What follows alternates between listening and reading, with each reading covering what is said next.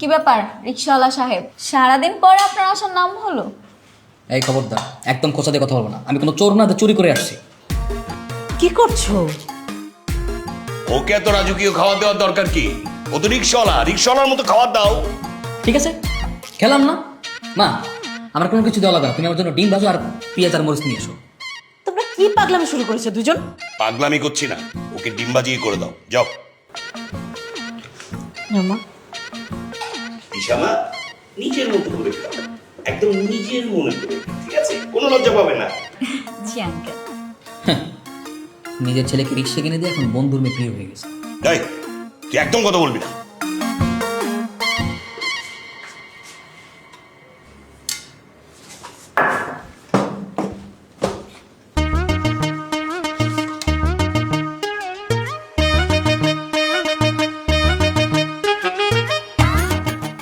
আরে কি অসভ্যতা হচ্ছে? এই তুই এভাবে খাচ্ছিস কেন? রিক্সাওয়ালার বাবা এইভাবেই খায়। আমি রিক্সাওয়ালা না, তো রিক্সাওয়ালাদের মতো খাচ্ছি। সমস্যা কোথায়? তোমার ছেলে নিজেকে আর কত বেকুব বানাবে আল্লাহই জানে। আমি ঠিকই আছে বাবা, বরং তুমি ঠিক নেই। তুমি সকালে এক কথা বিকালে এক কথা বলে ডিমের সৌরকের মতো আচরণ করছো।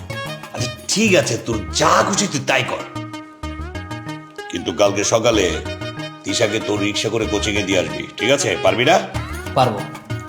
আমাকে আমার ন্যায্য ভাড়া দিলে আমি যে কোনো জায়গায় নিয়ে যেতে পারবো, এর কোনো সমস্যা না। হয়েছে হয়েছে, তোকে তোর ন্যায্য ভাড়া দেওয়া যাবে। তিশা, কালকে তুমি ওর সাথে কোচিং এ যাবে, ঠিক আছে? জি আঙ্কেল, ঠিক আছে। এতক্ষণে মুখে তালা ভাঙছে। আমি তোমার মতো খাবার খেতে বসে এত কথা বলি না। ঠিকই তো, লক্ষ্মী মেয়ে, খাওয়ার সময় কথা না বলাই ভালো। যাক, তোমার থেকে ও কিছুটা ভালো গুণ শিখতে পারবে। কে কারে শেখাবে সেটা পরে লেখা যাবে। আন্টি আপনিও বসে পড়ুন।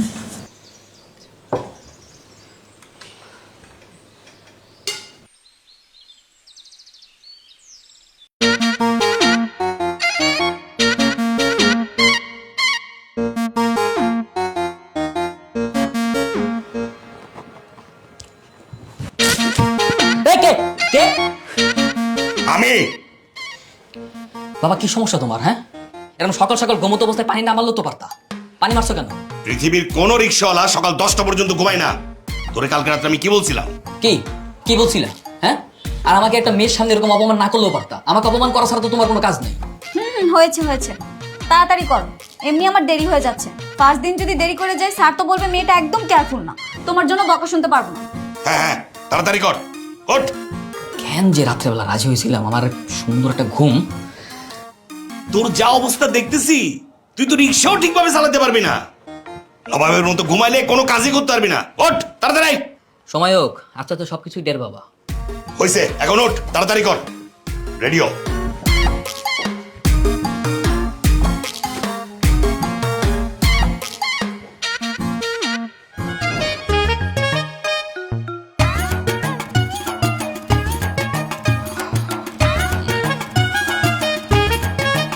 বাহ, পড়তেছো? গুড। পড়ো পড়ো, তোমাকে কিন্তু যেভাবে হোক পাস করতে হবে। ভালো মতো পড়তেছো তো? হ্যাঁ পড়ছি, আমাকে নিয়ে তোমার টেনশন করতে হবে না। তুমি এখানে, তুমি কি কিছু বলবে? না, আমি কি বলবো? আমার তো কোনো কিছু বলার নেই। আমার আমার খুব টেনশন হচ্ছে। গতকাল থেকেই না টেনশনে ঘুমাতে পারছি না। কি যে হবে। তোমার আবার কিসের টেনশন? তোমার তো শান্তি আর শান্তি। সারাদিন রিক্সা চালানোর পরে রাতে এসে নাক ডেকে ঘুম দাও। আমার তো সারা রাত পড়তে হয়। আমার যে কিসের টেনশন এটা তুমি বুঝবা না। তোমার যে বিয়ে করতে হবে এই টেনশন আমার ঘুমোচ্ছে না। কি? আমাকে বিয়ে করতে হবে মানে? আমাকে বিয়ে করতে হবে কেন? তুমি যখন ফেল করবা তখন তোমার বাবা তোমাকে রিক্সাওয়ালার সঙ্গে বিয়ে দিয়ে দিবে। আর তোমার বাবার পরিচিত কোনো ভালো বিশ্বস্ত রিক্সাওয়ালা নাই। তখন তোমার বাবা আমার বাবাকে ফোন দিয়ে বলবে, বন্ধু তোর পরিচিত কোনো ভালো বিশ্বস্ত রিক্সাওয়ালা আছে? আর আমার বাবার পরিচিত ভালো বিশ্বস্ত হতভাগা রিক্সাওয়ালাটাই আমি। আর আমি তোমার কোনোদিনও বিয়ে করতে চাই না। শোনো, একদম আজে বাজে কথা বলবে না। প্রথমত বাবা শুধু বলে যে ফেল করলে বিয়ে দিয়ে দিতে, আর দ্বিতীয়ত আমি কখনো ফেল করি না, আর আমার বাবা আমাকে বিয়েও দিবে না। ওটা সব বাবারাই বলে, যখন ফেল করবা তখন ঠিকই বিয়ে দিয়ে দেবে। আমার দিকে শিক্ষা পাইতেছো না। শোনো, ফার্স্ট অফ অল আমি ফেল করবো না, আর সেকেন্ড অফ অল ফেল করলেও আমার বাবা এত তাড়াতাড়ি বিয়ে দিবে না। যখন ফেল করবা তখন এই first of all second of all কোনো কিছুই কাজে লাগবে না। তাই বলতেছি ভালো মতো পড়াশোনা করো আর আমার বাঁচাও, যেন তোমার বিয়ে করা না লাগে। এই শোনো শোনো, কি? বাই এনি চান্স আমি যদি ফেলও করি আর তোমার সাথে যদি আমার বিয়েটা হয়েও যায়, এটা হবে তোমার সাত কপালের ভাগ্য। এদিকে সবাই এরকম হীরার খনি ভাবে, কিন্তু বাস্তবে সে লোহা। লোহাও না, প্লাস্টিক। কি আশ্চর্য, ছেলেটা পাগল নাকি? কি সব উল্টাপাল্টা কথা বলে গেল।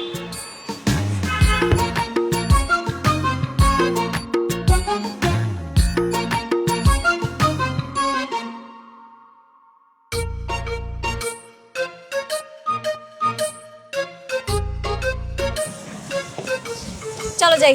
চলো মানে? তোমার কোচিং ক্লাস শেষ হয়েছে আধা ঘন্টা আগে, এতক্ষণ কি করছো? ও, একটা ম্যাথ বুঝতে গিয়ে দেরি হয়ে গেছে। ম্যাথ বুঝতে পারো না? আমার সাথে মিথ্যা কথা বলো।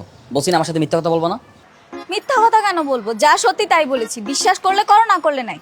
এমনি দেরি হয়ে গেছে, চলো যাই। সম্পূর্ণ বিস্তারিত না শুনে তোমাকে আমার রিক্সায় আমি তুলবো না। আগে পুরোটা আমাকে বলো যে কোথায় গেছিলে, কি করছিলে, এত সময় কেন লাগছে? তিশা কোথায় যাবে? চলান তোকে নামিয়ে দিই, রিক্সা যেতে হবে না। Thanks, sure. তিশা, আরে এই তিশা, সব কি হচ্ছে? তিশা, তিশা তুমি কি সত্যি সত্যি বাইকে যাচ্ছ?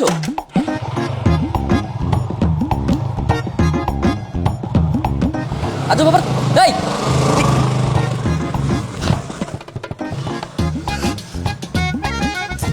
বাসায় যা, আগে তোর পাওয়াটা বাজাবো, তারপর আমার অনেক কাজ।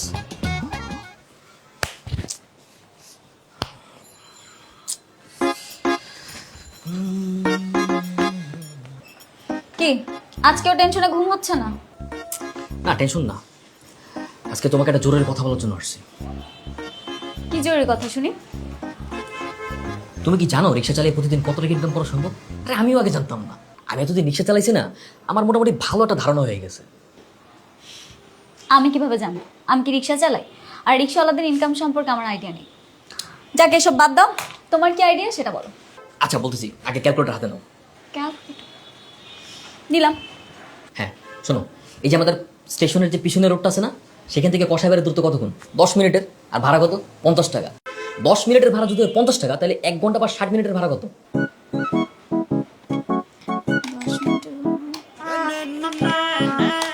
300 টাকা। তাহলে তোমার ঘন্টায় ইনকাম 300 টাকা। তাহলে তুমি ধরো, তুমি যদি প্রতিদিন 15 ঘন্টা রিক্সা চালাও, তাহলে ইনকাম কত? 4500। হ্যাঁ, বাপ রে বাপ, এত টাকা ইনকাম তোমার? Daily income 4500। তাহলে মাসিক ইনকাম কত? 1,35,000 টাকা। তাহলে এবার ভাবো, রিক্সা চালিয়ে যদি মাসিক 1,35,000 টাকা ইনকাম করা যায়, তাহলে পড়াশোনা করে কি লাভ? এত টাকা ইনকাম আগে জানতাম না তো। হ্যাঁ, এবার বুঝো। আমি ভাবতেছি তোমার জন্য এরকম কোনো একটা কাজের ব্যবস্থা আমি করে দিব। কি ব্যবস্থা? আমি মেয়ে মানুষ, রিক্সা চালাবো কিভাবে? আরে না, তুমি রিক্সা চালাবে কেন? তোমার জন্য তো আমার আলাদা প্ল্যান করা আছে। কি প্ল্যান? তুমি চা বিক্রি করবে, রাস্তায় দাঁড়িয়ে ফ্লাক্সে করে করে চা বিক্রি করবে। কোনো খরচ নেই, দোকান ভাড়া দিতে হবে না, বিদ্যুৎ ভাড়া দিতে হবে না, কিচ্ছু দিতে হবে না, বিনা ইনভেস্টে বিজনেস। কি বলো? চা বিক্রিতে ইনকাম কেমন? প্রতি কাপ রং চার দাম কত? 60 টাকা। তার ভিতরে চা পাতা, আদা, লবণ, চিনি সবকিছু মিলে খরচ হবে 2 টাকার মতো। আর বাকি থাকে কত? 5 টাকা। আর পানি, পানি তো সম্পূর্ণ ফ্রি। তার মানে পার কাপে লাভ 5 টাকা।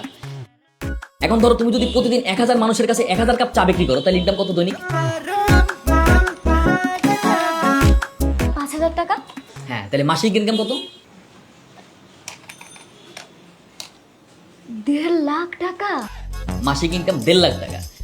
তাহলে ভাবো, তুমি কোচিং করে পড়াশোনা করে নিজের জীবনটাকে ধ্বংস করবা, নাকি মাসে মাসে 1.5 লাখ টাকা ইনকাম করবে? Totally your choice. কিন্তু বাবা। আর তোমার বাবা কিচ্ছু জানবে না। তুমি আপাতত ব্যাপারটা গোপন রাখো। তারপর যখন মাসে মাসে 1.5 লাখ টাকা ইনকাম করবে, অনেক টাকা হয়ে যাবে, তখন তুমি তোমার বাবার সামনে দেখবে, তোমার বাবা অনেক খুশি হয়ে যাবে। আমার বাবা অবশ্য বিষয়গুলো আগেই বুঝতে পেরেছিল। তোমার বাবার থেকে অনেক চালাক না, তাই দেখো না আমাকে আগের ভাগে রিক্সা কিনে দিচ্ছে। তাহলে একটা কাজ করি, আপাতত এটাকে পার্ট টাইম হিসেবে নেই, যখন বিজনেস অনেক লাভ হবে তখন ফুল টাইম করবো, কি বল? হ্যাঁ, কিন্তু এত কিছু আমি পাবো কোথায়? আমি আসি না, আমি ব্যবস্থা করে দিই। তুমি করে দেবে? ওকে ডান। ওকে ডান। চা গরম, চা গরম, চা। চাচা চা খাবেন? খাবেন না? আচ্ছা ঠিক আছে। চা গরম, চা খেয়ে যান, গরম গরম চা। এ ভাই, চা খাবেন? 6 টাকা রাখবো। না না, 5 টাকা বিক্রি করি না। আচ্ছা থাক।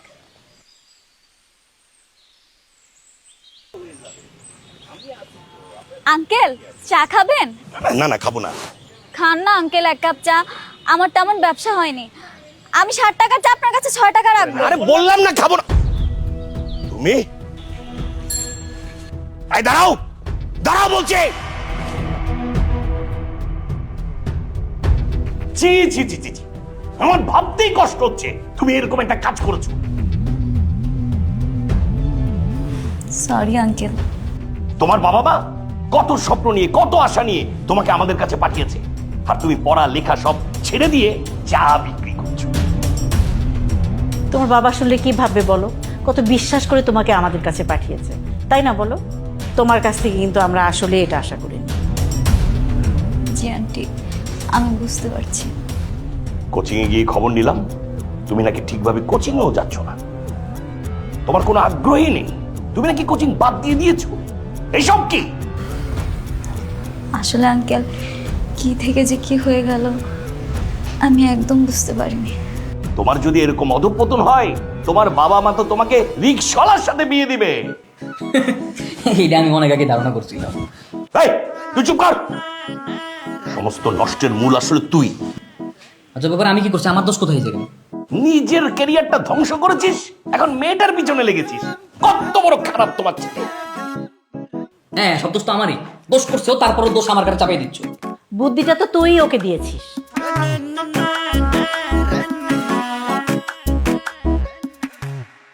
ঈশা, তোমার উপর আমাদের অনেক স্বপ্ন, আমরা অনেক আশা নিয়ে তোমার দিকে তাকিয়ে আছি। তুমি এরকম করবে এইটা আমি ভাবিনি। আর যেন ভুল না হয়, এখন মনোযোগ দিয়ে পড়াশোনা করবে, ঠিক আছে? যাও পড়তে বসো। Sorry uncle. সব দোষ হচ্ছে তোমার। কেন? তুমিই তো ছেলেটাকে লাই দিয়ে দিয়ে মাথায় তুলেছো। ছেলে কোনো দোষ করলে তুমি আমাকে দোষ দাও কেন? আর কাকে দিব?